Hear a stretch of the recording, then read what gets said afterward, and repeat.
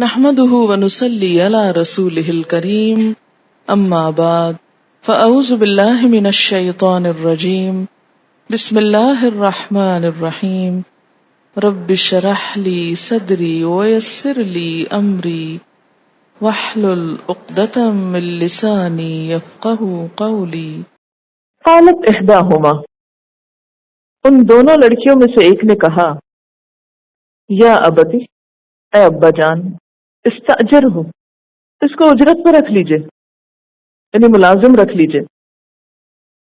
ان خیر من استاجرت القوی الامین، بے شک بہترین آدمی جس کو آپ اجرت پہ رکھ سکتے ہیں، جسے آپ ملازم رکھ سکتے ہیں، القوی الامین وہی ہو سکتا ہے جو قوی بھی ہو، مضبوط بھی ہو اور امانت دار بھی ہو، یعنی جس کے اندر یہ دو بنیادی صفات ہوں۔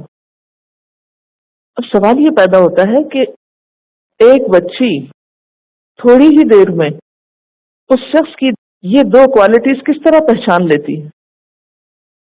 کون سی صفت نظر آتی ہے اس میں؟ بہترین آبزرویشن کی، حالانکہ اس کے اندر حیا بھی ہے، حیا ہے، لیکن معاملہ کرنے سے فوراً پہچان جاتی ہے کہ اس شخص میں دو صلاحیتیں ہیں، اور کسی بھی ملازم کے اندر، کسی بھی کام کرنے والے کے اندر اگر یہ دو صفات ہوں تو وہ بہترین ملازم ہوتا ہے۔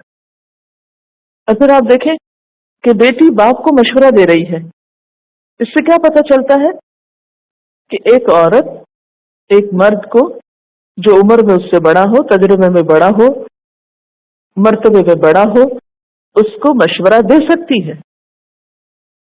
اب ذرا آپ سچویشن کو دیکھیے نا، آپ اپنے آپ کو اس لڑکی کی جگہ رکھ لیجئے۔ کیا آپ کے اندر اتنی ضرورت ہے کہ اپنے باپ کو کسی کے بارے میں ایسی رائے دے سکے؟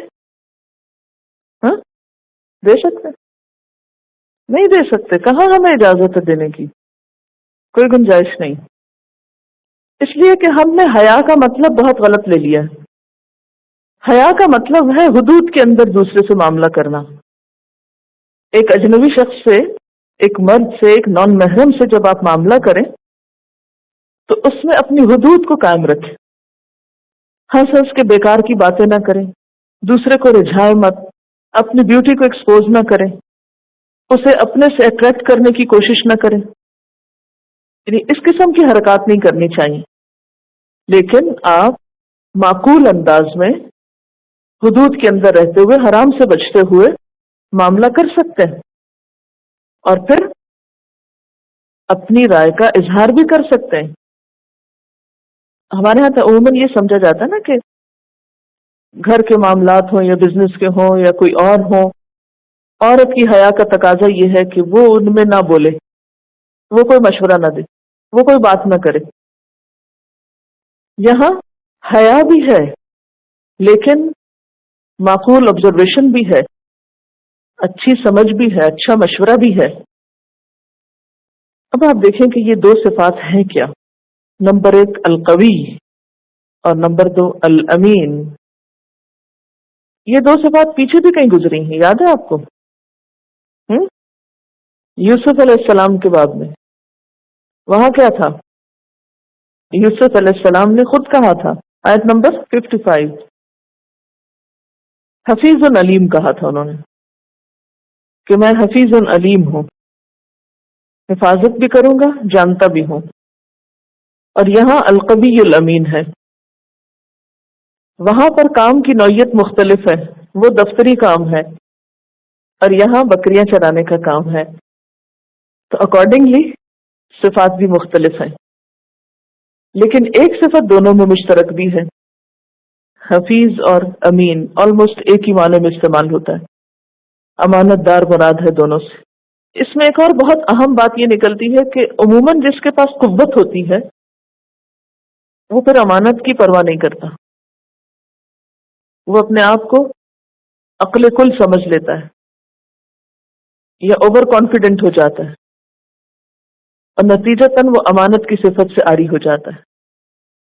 اور بعض لوگ امانت دار تو بہت ہوتے ہیں مگر اتنے سیدھے سادھے ہوتے ہیں کہ کوئی کام کرنا نہیں جانتے، تو ایسی امانت بھی پھر زیادہ فائدہ نہیں دیتی آپ کو۔ تو یہاں پر وہ بچی جو ملازمت کے لیے ایک کرائٹیریا دے رہی ہے باپ کو، وہ کیا ہے؟ ایک طرف وہ قوت والا ہے اور دوسری طرف امانت دار ہے. وہ سوچتے ہیں کہ بات تو ٹھیک ہے، ہمیں ملازم کی ضرورت بھی ہے، لیکن اس طرح ایک نوجوان کو گھر میں ملازم رکھ لینا جبکہ نوجوان بچیاں بھی گھر میں ہوں جن کی شادی نہیں، تو یہ تو کوئی مناسب بات نہیں معلوم ہوتی. اس پر وہ ایک حل نکالتے ہیں کہ کیوں نہ اپنی بیٹی کی شادی اس لڑکے سے کر دی جائے. قال انی اريد ان انكحك احدى ابنتي هاتين. باپ نے کہا میں چاہتا ہوں کہ اپنی ان دو بیٹیوں میں سے ایک کا نکاح تمہارے ساتھ کر دوں. لڑکی کا باپ خود شادی کی آفر کر رہا ہے. ہمارے یہاں یہ بات بہت معیوب سمجھی جاتی کہ لڑکی والے کبھی لڑکے والوں کی طرف رشتہ لے کر جائیں. ہمارے کلچر میں اس کو پسند نہیں کیا جاتا. لڑکی والوں کے پاس یہ حق ہی نہیں کہ وہ اپنی بچی کی شادی کسی لڑکے سے کرنے کی خواہش کا اظہار بھی کریں. لیکن ہمارے دین میں اسے ناپسندیدہ نہیں قرار دیا گیا. یہ رسم ہماری خود ایجاد کردہ ہے. ہم دیکھتے ہیں کہ حضرت خدیجہ رضی اللہ تعالی عنہا نے خود پیغام ایک طرح سے بھجوایا تھا. یعنی آپ کے پہلے نکاح کے لیے پیغام حضرت خدیجہ رضی اللہ تعالی عنہا کی طرف سے آیا تھا. اب آپ کہیں گے وہ تو بیفور اسلام تھا، لیکن اس کے بعد بھی آپ دیکھیں کہ حضرت حفصہ رضی اللہ تعالی عنہا کے نکاح کے لیے حضرت عمر رضی اللہ تعالی عنہ نے خود آفر کی تھی حضرت ابوبکر رضی اللہ تعالی عنہ کو، حضرت عثمان رضی اللہ تعالی عنہ کو، لیکن انہوں نے آگے سے جواب نہیں دیا تھا کیونکہ انہیں معلوم تھا کہ آپ صلی اللہ علیہ وسلم نے اس بات کا کہیں ذکر کیا ہے. اب دیکھیے کہ اگر ہم فطرت پہ لوٹ آئیں تو ہمارے کتنے مسائل حل ہو سکتے ہیں، لیکن جتنی زیادہ خود ساختہ رسموں کو ہم نے اپنے اوپر مسلط کر لیا، یعنی خود ہی بنایا، خود ہی اس میں اپنے آپ کو جکڑ لیا. یہ بالکل ایسے ہی جیسے کوئی شخص رسی بنائے اور پھر وہ رسی اپنے پاؤں میں باندھ لے. یعنی تصور کر سکتے ہیں کہ کوئی شخص اپنے ہاتھ پاؤں خود رسی سے باندھ رہا ہو یا لوگوں کو کہیں آئیں ذرا مجھے باندھ دیں. تو یہ جتنی بھی ہماری معاشرتی رسمیں ہیں بیکار قسم کی، یہ بالکل ایسا ہی عمل ہے. خود کو پیش کرتے ہم رسیوں سے بندھوانے کے لیے یا پھر اپنے آپ کو خود بھی باندھتے رہتے ہیں. اور اس کے برعکس اللہ تعالیٰ نے ہم پر جو فرائض عائد کیے ہیں ان کی ادائیگی کی ہمیں کوئی فکر نہیں ہوتی. ان فرائض کو ہم پورا کرنا نہیں جانتے، وہ رسیاں کاٹ دی. اس میں نماز کی ایک پابندی ہے، زکوٰۃ کی پابندی ہے، اور کچھ پابندیاں ہم پر، ان کی پرواہ نہیں، کیونکہ ہم دوسری پابندیوں سے نکل ہی نہیں پاتے. اللہ کی غلامی میں کب دیں اپنے آپ کو. قال انی اريد ان انكحك احدى ابنتي هاتين على ان تأجرني 8 حجج. اب دیکھیے کہ ساتھ شرط بھی پیش کرتے ہیں. شرط یہ ہے کہ تم میرے پاس 8 سال کام کرو. فإن أتممت 10 فمن عندك. پھر اگر تم پورے کرو 10 تو تمہاری طرف سے. تم چاہو تو ایسا بھی کر سکتے ہو، یعنی اگر مزید رکنا چاہو تو بھی رک سکتے ہو. یہاں سے ایک بات تو یہ پتہ چلتی ہے کہ صرف مکان ہی نہیں، انسان بھی سروسز کے لیے ہائر کیے جا سکتے ہیں. کیونکہ استاجرتا میں یہی بات آ رہی ہے.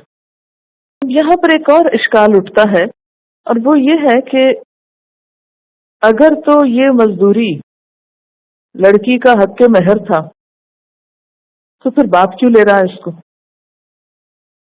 وہ کہتا ہے نا کہ انت اجرنی، کہ تم میرے ہاں کام کرو.